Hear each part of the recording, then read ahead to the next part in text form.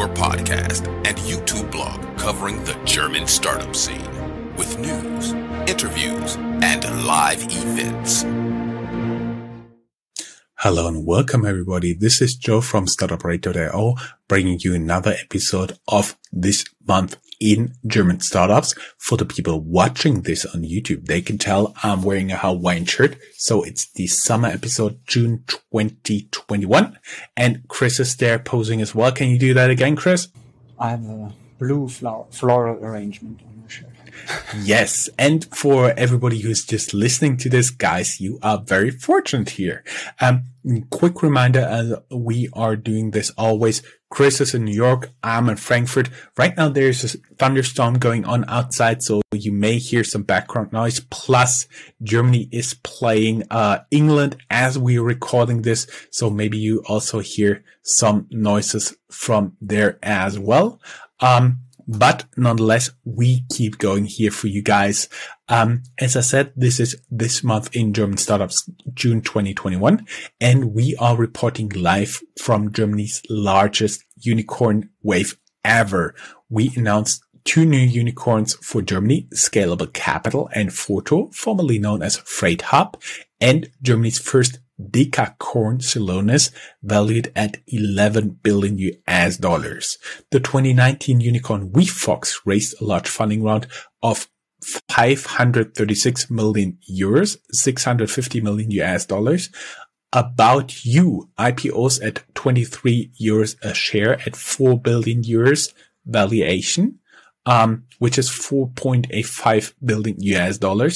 And Austria becomes the next most valuable startup with GoStudent, valued at 1.4 billion euros, $1.67 billion, after they just had their first unicorn in March. Plus, SolarisBank is rumored to be in talks of a 100 million VC deal, which would make them a unicorn as well to buy up a competitor. Especially active in this frenzy of unicorns creation are Softbank from Japan and Tencent from China.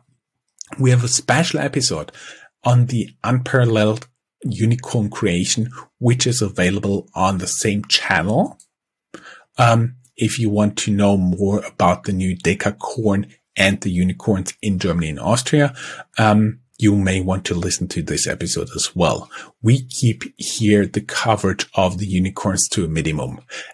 This will be the last recording of startup news before the summer break. There will be no regular news in July or August, but we will be back with news at the end of September, wrapping up summer news.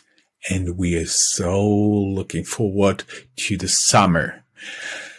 Guys, you can follow us on Linktree, and there is just a little bit to say, time to brag. Housekeeping, we will go back to a weekly publication schedule. This means only one episode each week, starting in calendar week 27 from July 5th on.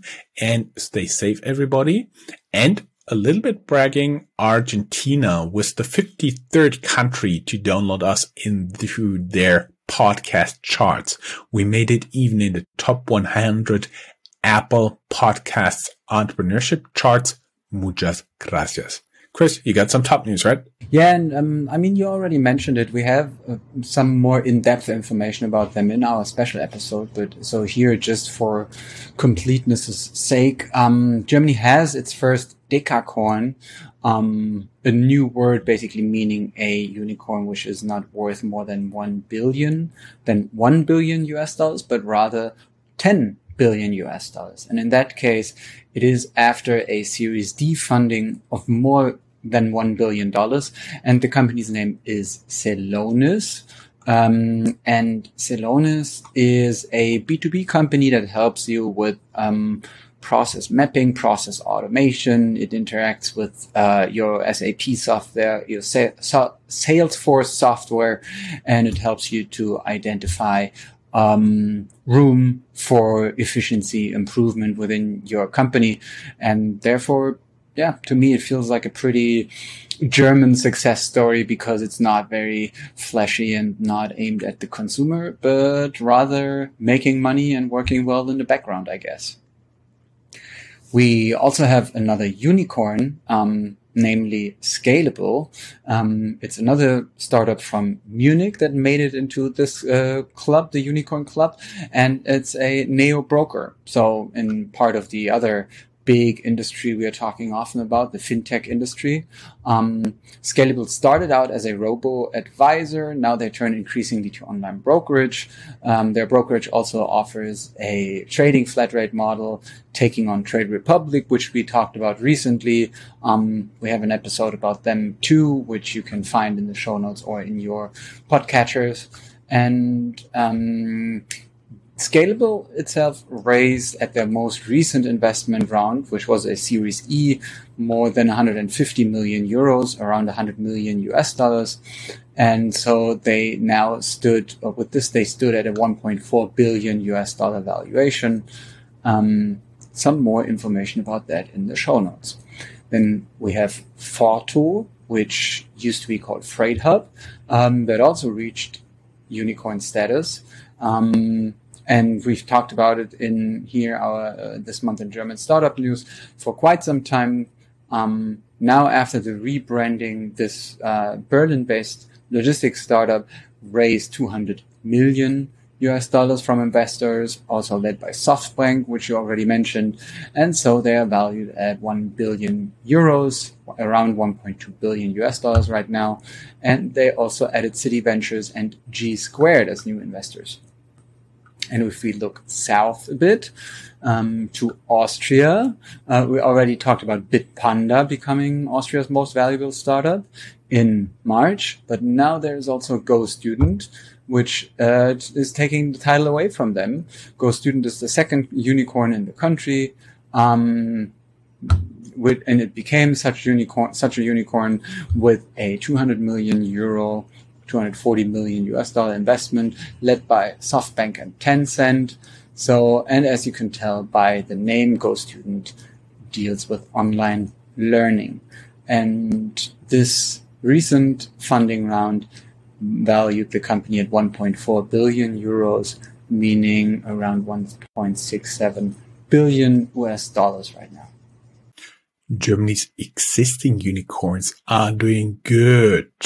Another fintech monster funding, Berlin-based insurtech Wefox grabs 650 million US dollars at 3 billion US dollar valuation.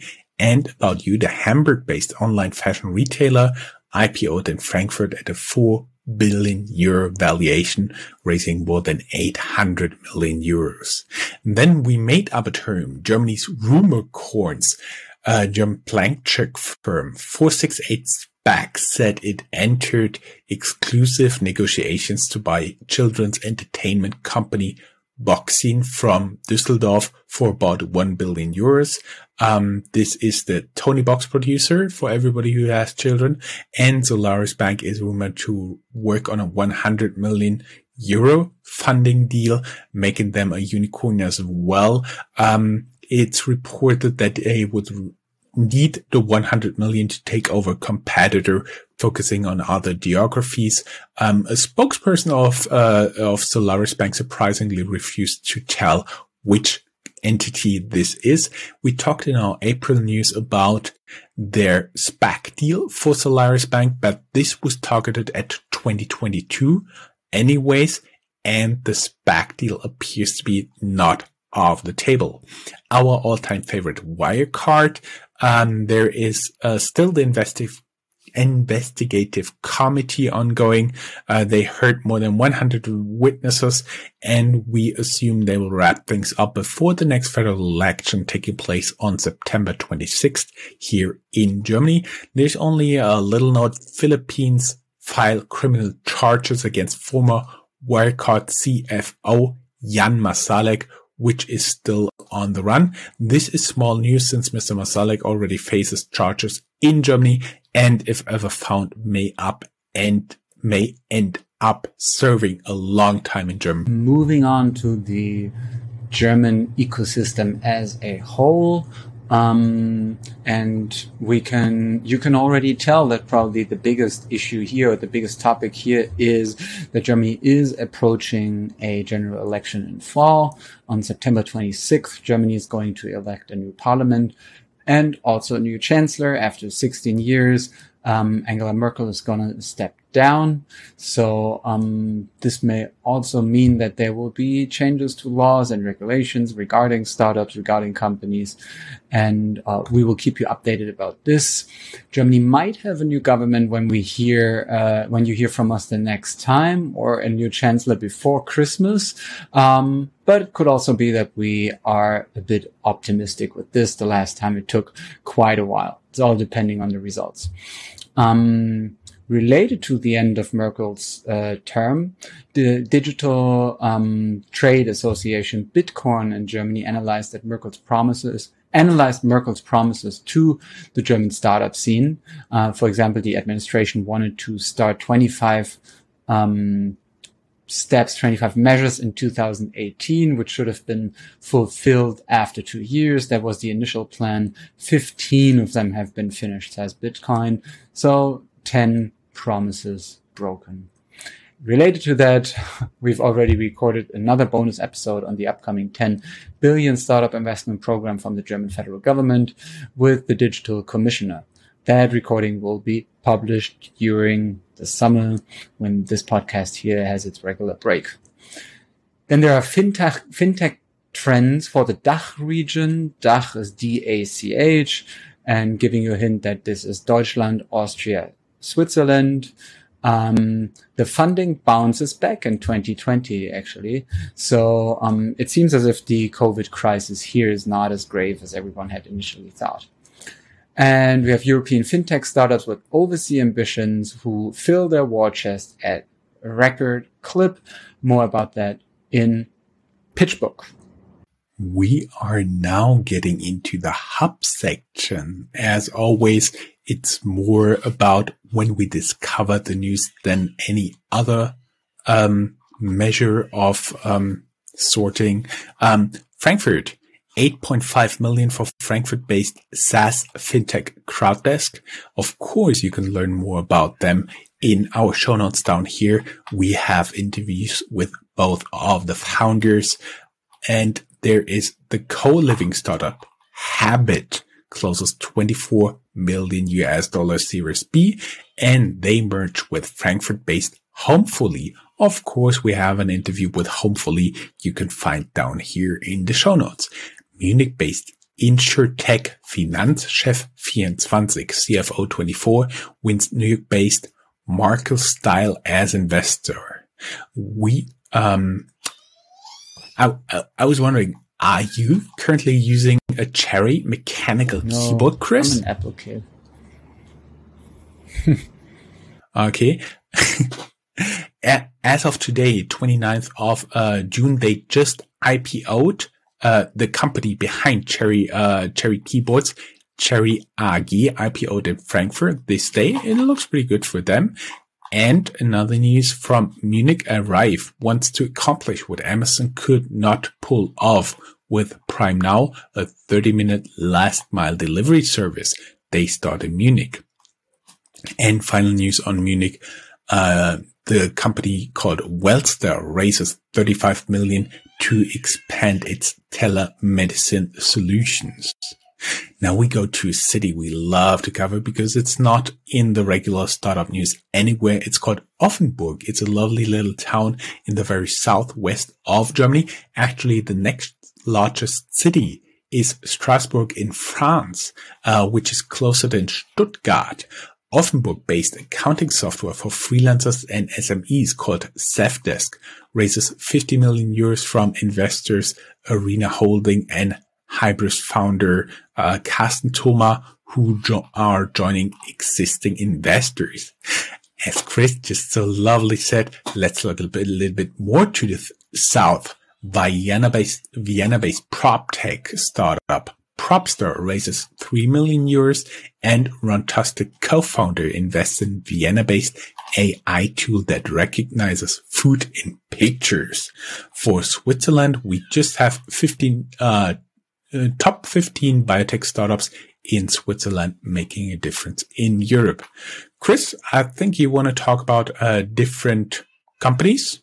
Yeah, some more about a couple of companies. So we in Germany have also a debate surrounding the last mile delivery companies of groceries.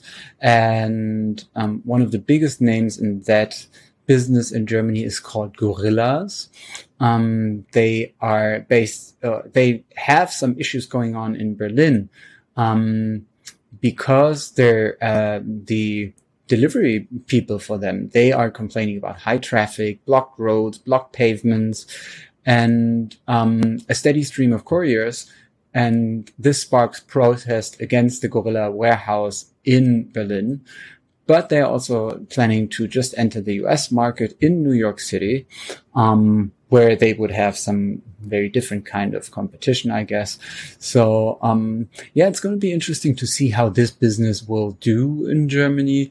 We mentioned it here a couple of times. Germans are very, very price sensitive when it comes to groceries. Of course, there is there's a convenience factor to it. So we will see how it goes, but there are also very well established brands in the German grocery market trying to come up with different kinds of promises. Probably one more word about New York City. We have an additional article about that with the headline: a German e-commerce startup wants to disrupt the New York City grocery market with deliveries to customers' apartments in 10 minutes or less. I can testify that just a couple of weeks ago, a small market opened up where you can order your stuff. It's called 15-20 or 1520. And I mean, I don't know. When does it become a bit weird? Like promising in 15 minutes, in 10 minutes. Oh, I don't know. Maybe this will go down the way that at one point you don't need any storage at all, no bundler's pantry, no sub-zero fridge. You just order. Yeah. But I don't know. As a Protestant German, I feel bad ordering at these companies because I always feel bad that I make someone deliver me something that I should just carry into my apartment by myself. I don't know. Related to that, there's the topic of instant delivery, which is still hot. Flink, Berlin-based instant supermarket and competitor of Gorillas, has 3 takeover offers at hand, reports Deutsche Startups exclusively. But they also raised 200 million euros in venture capital, and which is around 240 million US dollars, also mentioned by Deutsche Startups. And so they raised all this money at a 900 million US dollar pre-money valuation. Back to you with other companies.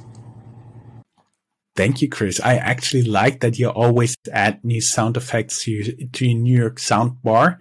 The pipe hype reaches Europe. In Germany alone, 3 teams are working on alternatives to venture capital funding, similar to Pipe, which aims to be the Nasdaq for revenue. And then we have some other noteworthy news. My Muesli offers customization of cereals.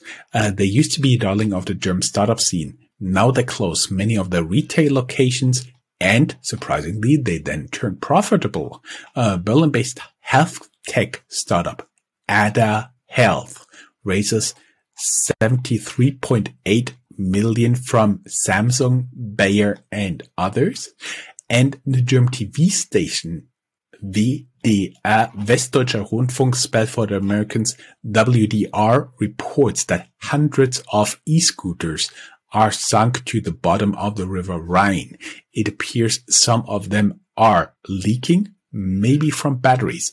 This is concerning since the River Rhine delivers drinking water to 30 million Europeans.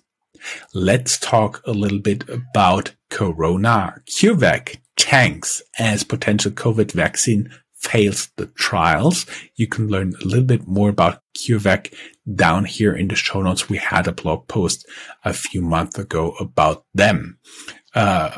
Berlin-based FinLeap, formerly a fintech incubator, now I do believe a corporate fintech builder, and one of their parts is called FinLeap Connect. They raised 22 million to expand its open banking platform across Europe. And as always, you end on a high note with us. SAP bought Signavio for 1 billion euros, which is 1.2 billion US dollars. Everybody who's listening to us already knows the exchange rate by now. And now the founders appear in an interview. What I found pretty interesting is they're not laying back or doing nothing, but actually the founders set up a green tech fund to combat climate change, which I personally found very impressive. And of course, we do have a few articles for the people who want to stay ahead of the curve. Chris, it was, as always, a great pleasure having you here with me, especially since you agreed on those stupid outfits. As we said, we'll be back September 30th. If something new happens, I'll bring a bonus episode just by myself because Chris goes into his well-deserved summer break, and hopefully me too. And keep in mind, this summer break means only one publication a week. Guys, thank you. Stay safe and enjoy your summer. Have a nice summer. Stay cool. Bye. If you are a professional looking at the European startup scene, Germany is a place you cannot miss. Fortunately for you, there is Startuprad.io, the authority on German startups. This English-only podcast brings you fresh interviews each week. Most likely, you have never heard or read anything on these startups before in English, but you will in the future. Be ahead of the curve and subscribe to Startuprad.io podcast, or check for the Startuprad.io internet radio station. Check your Alexa for the Startuprad.io skill as well.